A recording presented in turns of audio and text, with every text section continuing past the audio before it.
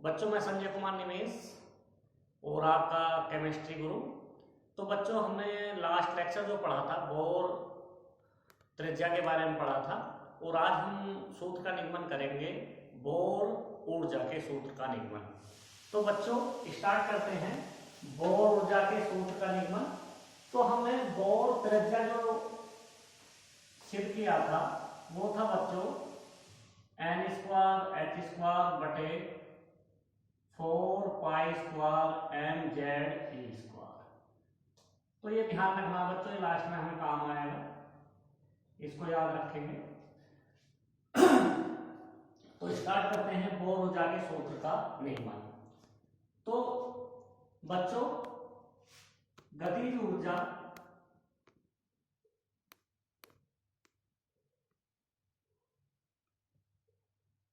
बराबर होता है 1/2 mv²। मैंने ये समीकरण फर्स्ट मानी है, जहां पर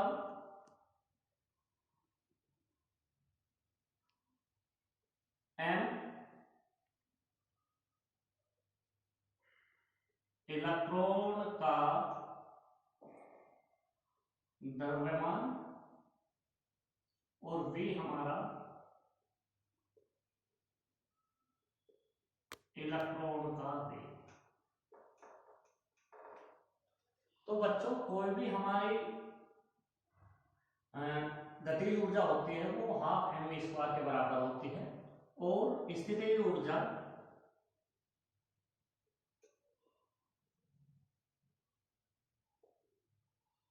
बराबर -z²/r। ये मैंने समीकरण सेकंड मानी है बच्चों। कोई भी मेरा ऑर्बिट है, उसका न्यूक्लियस नाभिक से और इलेक्ट्रॉन के मध्य, नाभिक से इलेक्ट्रॉन के मध्य की दूरी r, z हमारा किसी भी परमाणु का परमाणु क्रमांक और e इलेक्ट्रॉन का आवेश। तो बच्चों जब हम किसी भी इलेक्ट्रॉन को स्थिर करते हैं गति करते हुए, कोई भी हमारा इलेक्ट्रॉन है बच्चों और वो गति कर रहा है अपनी कक्षा में, अपनी वृत्तीय कक्षा में गति कर रहा है, उसको रोकने के लिए हमें एक्स्ट्रा बल की आवश्यकता होती है, जो एनर्जी हम लगाते हैं। तो इसलिए हम यहाँ पर निगेटिव साइन है। तो जहां पर बच्चों, जहां पर z किसी भी परमाणु का परमाणु क्रमांक,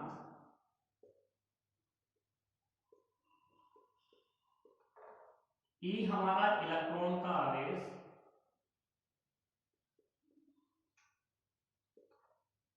इलेक्ट्रॉन का आवेश, तो इलेक्ट्रॉन का जो आवेश होता है बच्चों वो होता है 1.6 × 10⁻⁻⁹ गुना, और R जो है बच्चों नाभिक से इलेक्ट्रॉन के मध्य की दूरी,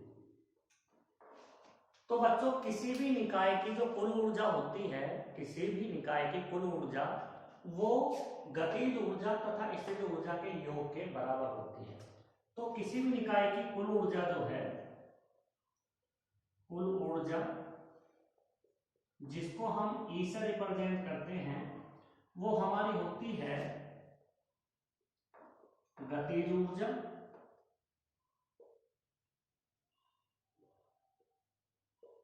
प्लस स्थितिज ऊर्जा। तो किसी भी निकाय की जो कुल ऊर्जा है वो गतिज ऊर्जा तथा स्थितिज ऊर्जा के योग के बराबर होती है। तो गतिज ऊर्जा हमारी कितनी है बच्चों? 1/2 mv², 1/2 mv² प्लस स्थितिज ऊर्जा का मान है -ze²/r। तो बच्चों कुल ऊर्जा जो हम E से प्रदर्शित करते हैं 1/2 mv² प्लस माइनस z²/r। तो ये हम समीकरण थर्ड मानते हैं। हमने बच्चों लिखा है गतिज ऊर्जा स्थित ऊर्जा जो है कुल निकाय की कुल ऊर्जा होती है, जो हमारे समीकरण थर्ड में है। हमने लास्ट लेक्चर में पढ़ा था जो अपकेंद्र बल होता है, अपकेंद्र बल बराबर पढ़ा था mv²/r, और जिसे हम F से प्रदर्शित करते हैं, और दूसरा हमने पढ़ा था अभिकेंद्र बल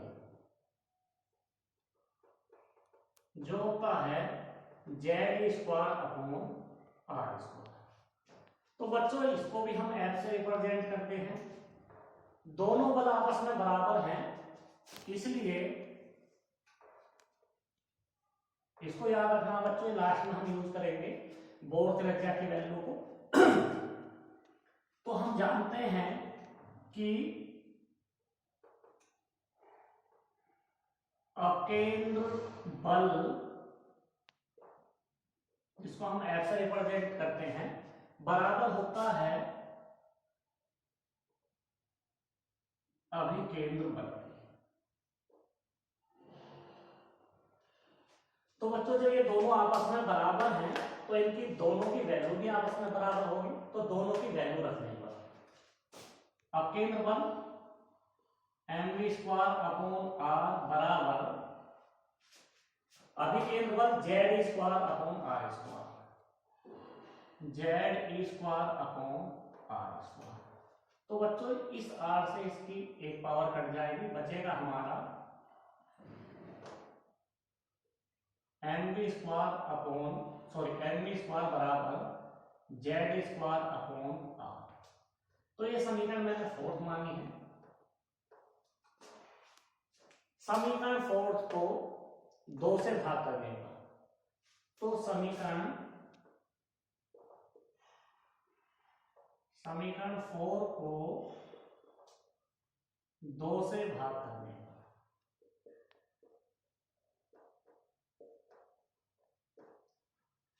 तो बच्चों जब हम इसको भाग करते हैं तो 1/2 mv² बराबर Z²/2r, तो ये वैल्यू आती है। तो बच्चों 1/2 mv² का मान, 1/2 mv² का मान समीकरण थर्ड में बनेगा।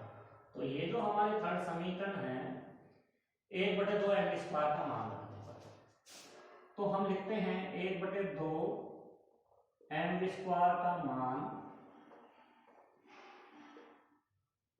समीकरण थर्ड में रखने पर। तो बच्चों इसमें रखते हैं कुल एनर्जी बराबर E, 1/2 mv² की वैल्यू है Ze²/2r माइनस Ze²/r। तो बच्चों हमारी जो कुल ऊर्जा आई है Ze²/2r माइनस Ze²/r, तो इसमें से कॉमन लेने पर, तो बच्चों हमने कॉमन लिया है, जो सबसे कम वैल्यू वाली होता है उसको ही हम कॉमन लेते हैं। यहाँ Z1 है, यहाँ भी 1 है, Z ले सकते हैं, e⁻², e⁻², यहाँ पर r, यहाँ पर r, लेकिन बच्चों यहाँ 2 है, यहाँ 2 नहीं है, तो हमारा कॉमन Z²/r, और यहाँ पर जो बचेगा हमारी वैल्यू 1/2, और इसको सोल्व करेंगे -1।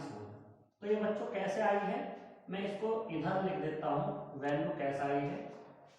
जो भी हम कॉमन लेते हैं बच्चों, जो भी हम कॉमन लेते हैं जिस समीकरण में से, उस समीकरण के प्रत्येक पद को या प्रत्येक डिजिट को, प्रत्येक टर्म को हम डिवाइड करते हैं। तो 1/2 कैसा आई है, पहले इसको डिवाइड करते हैं बच्चों। तो Ze²/2r, इसको डिवाइड करेंगे तो हम लिखेंगे Ze²/r, तो ये हो जाएगी, ये पलट के लिखा जाता है, अंश हर अंश में चेंज हो जाता है, Ze²/2r गुना r/Z², तो Z² से Z² कैंसिल, r से r कैंसिल, तो सोल्व होकर आता है 1/2। तो बच्चों हमारा 1/2 यहाँ वैल्यू इस तरह से आया है। दूसरे डिजिट को हम भाग करेंगे तो मैं डायरेक्ट लिख देता हूं ZE²/R गुना, तो ये जो राशि है ये उल्टा करके लिखते हैं R/ZE²। तो Z² कैंसिल, R से R, तो वैल्यू आई होगी, तो ये बन है। इसको सॉल्व करते हैं बच्चों तो एनर्जी बराबर आएगा, तो ZE²/R, इसको सोल्व करेंगे तो आएगा -1/2। तो माइनस वैल्यू को हम पहले लिखेंगे, E बराबर -ZE²/R। तो ये मान आया है हमारा E बराबर -ZE²/R। तो बच्चों ये जो R है ये हमारी बोर्ड त्रिज्या है, जो हम लिख चुके हैं कि इस बोर्ड त्रिज्या का मान हमारा ये है। तो ये समीकरण हम मान लेते हैं बच्चों 5।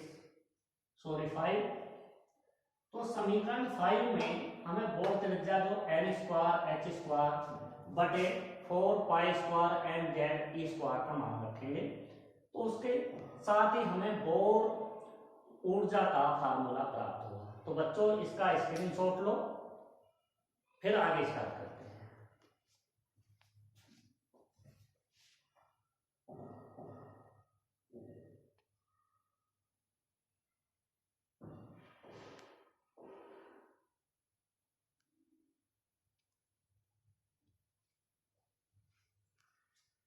तो बच्चों स्क्रीनशॉट ले चुके हो आप लोग, इसको करते हैं हम स्टार्ट।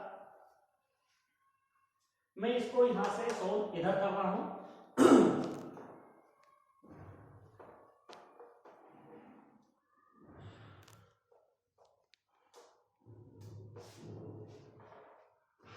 तो बच्चों तो मैं ये समीकरण यहां पर लिखता हूं, E बराबर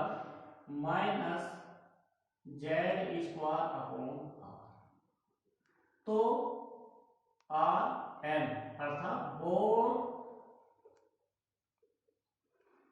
त्रिज्या, जो हमारी ये समीकरण 5 है, बटे यहां 2 और है बच्चों, 2R। तो बोर त्रिज्या N²H²/4π² का मान समीकरण 5 में रखने पर, 5 में रखने पर, तो बच्चों हम रखते हैं E बराबर -ZE²/2। जब R की वैल्यू रखते हैं बच्चों N²H², ये ऊपर पहुंच जाएगा 4π² तो हमने रखा है N²H² गुना 4π²। तो बच्चों 2 से हम 4 को करेंगे तो 2 आएगा, 2 दूनी 4। हम देखते हैं एक नियम पड़ा है, गुणा में का जुड़ती हैं, Z की पावर 1, Z की पावर 1, Z की पावर 2 हो जाएगी, E की पावर 2, E की पावर 2 और E की पावर 4 हो जाएगी। तो मैं लिखता हूं गुणा में घात किसी भी है x की पावर n इंटू x की पावर n, गुणा में घात जुड़ जाती है। जैसे आधार 1 है x n प्लस, तो बच्चों लिखते हैं हम 2π² z की पावर 1, z की पावर 1, z की पावर 2 m, e की पावर 2, e की पावर 2, e की पावर 4 बटे N²H²। तो इसमें बच्चों पाई का मान 22/7 या 3.14 और m का मान इलेक्ट्रॉन का द्रव्यमान है बच्चों, तो m इलेक्ट्रॉन का द्रव्यमान है जिसका मान होता है 9.1 × 10⁻⁻31 किलोग्राम, और इलेक्ट्रॉन जो है यहाँ पर ई जो है ये इलेक्ट्रॉन का आवेश है 1.6 गुना 10 की घात माइनस 19 कूलम 19 कूलम। एच जो है बच्चों प्लांक नियतांक है जिसकी वैल्यू 6.6 गुना 10 की घात माइनस 34 जूल सेकेंड होती है। इन सबका मान इस समीकरण 6 में रखेंगे। पाई एम ई एच का मान समीकरण 6 में रखेंगे।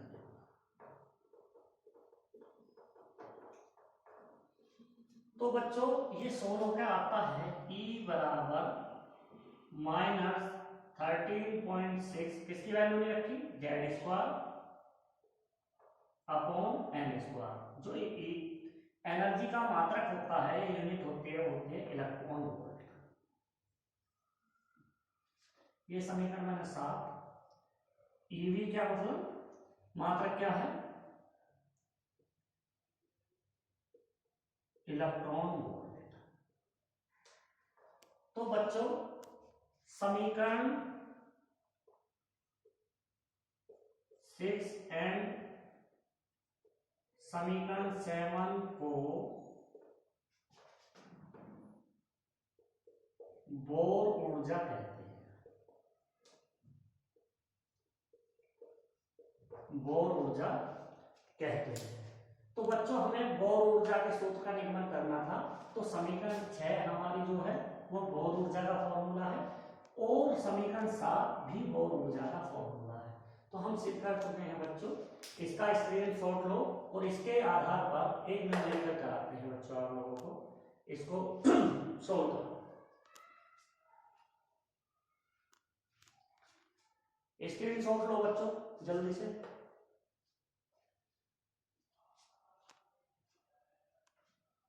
ले लिया बच्चों स्क्रीनशॉट, इसको रफ कर दो। तो ये वैल्यू हमें याद रखनी है जिससे हमें फार्मूले से क्वेश्चन सोल्व करना है।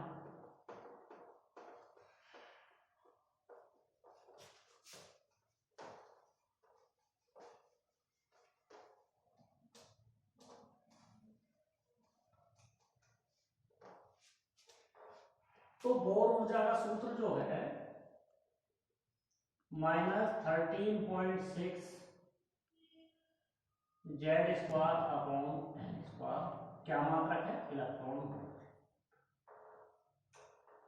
तो हमने लिखा है क्वेश्चन बच्चों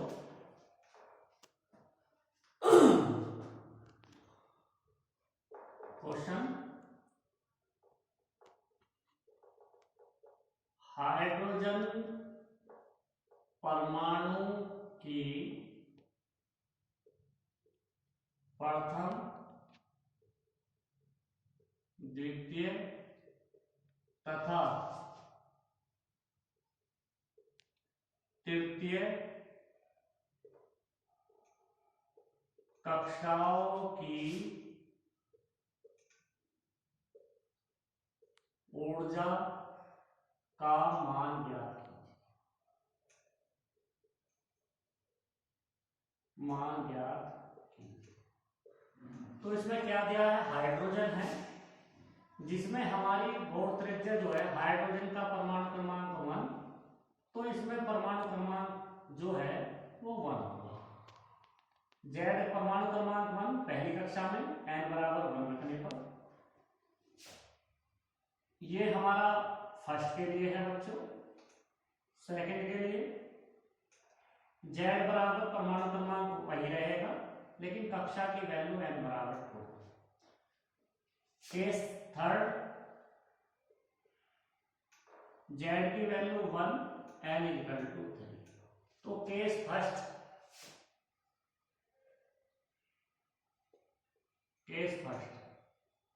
तो क्या लिखना है बच्चों इसमें हमें क्या दिया है गिविंग क्या है z बराबर 1 और n बराबर 1।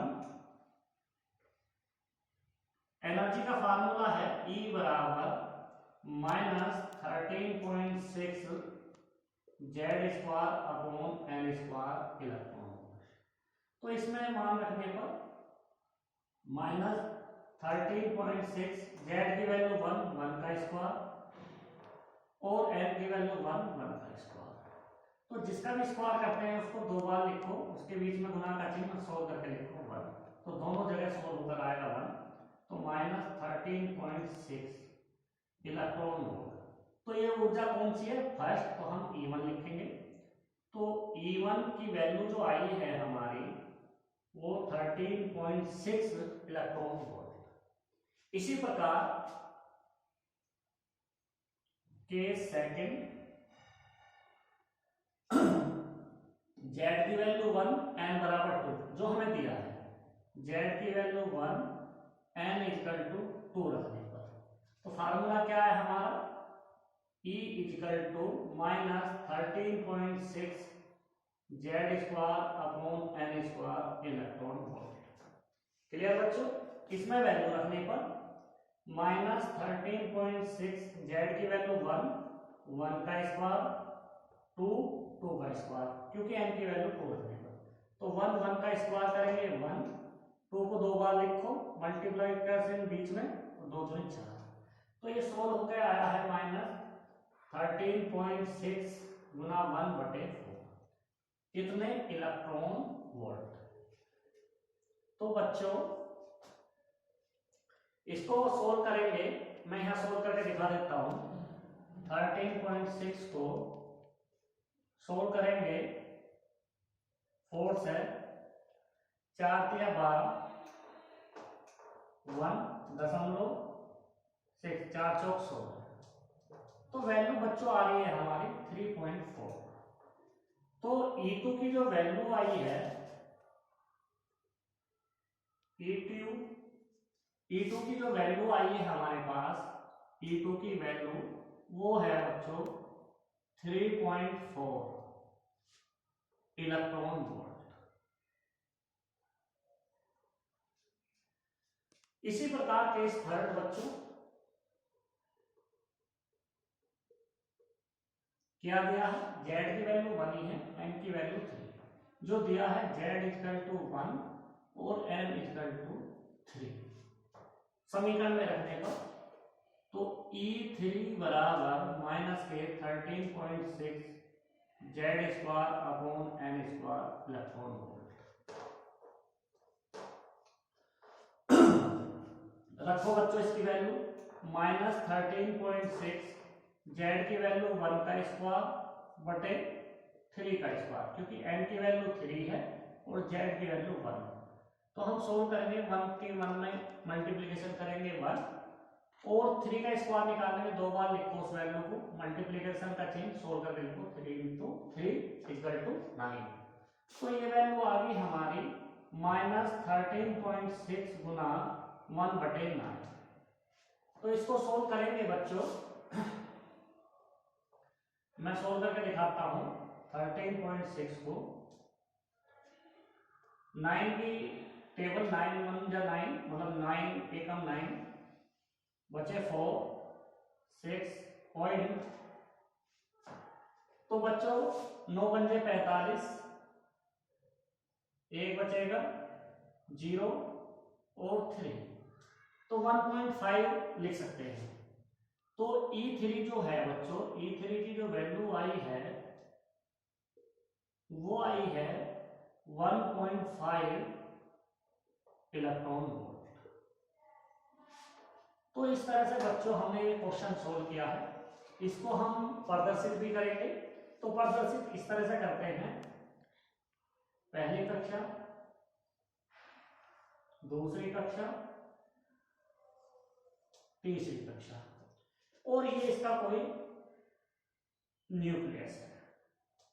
तो बच्चों एन की वैल्यू हमने क्या क्या लिखी है? एन बराबर 1 2 3, कक्षाओं का नाम क्या था बच्चों?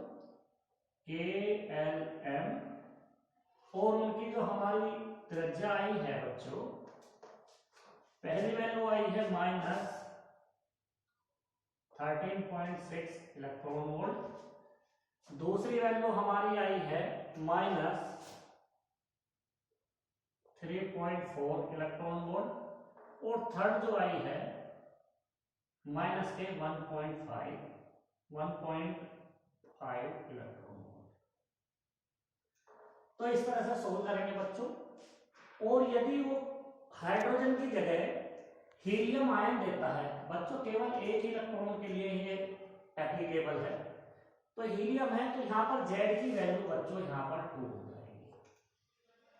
जेड की वैल्यू जहां 1 रखे हम 2 रखेंगे, वो प्रथम द्वितीय तृतीय कक्षा के रख लेंगे। यदि हम लिथियम की कर रहे हैं, हाइड्रोजन का 1, तो जेड की वैल्यू 1 होगी, क्योंकि एक इलेक्ट्रॉन के लिए लागू होता है। हीलियम आयन का भी एक इलेक्ट्रॉन हो जाता है जिसका परमाणु क्रमांक 2, तो यहाँ जेड की वैल्यू बच्चों 2 हो जाएगी। लिथियम जिसका परमाणु क्रमांक 3, लिथियम पर जब 2+ आवेश हो लिथियम आयन की, जेड की वैल्यू 3 इसमें रखेंगे और इस प्रकार हम सोल्व करेंगे। तो बच्चों लास्ट तक वीडियो देखें, जो भी प्रॉब्लम हो कमेंट बॉक्स में लिखें, और वीडियो आपको कैसे लगी है वो भी आप कमेंट बॉक्स में लिखो। नेक्स्ट वीडियो के साथ मिलते हैं बच्चों। ओके बच्चों, बाय।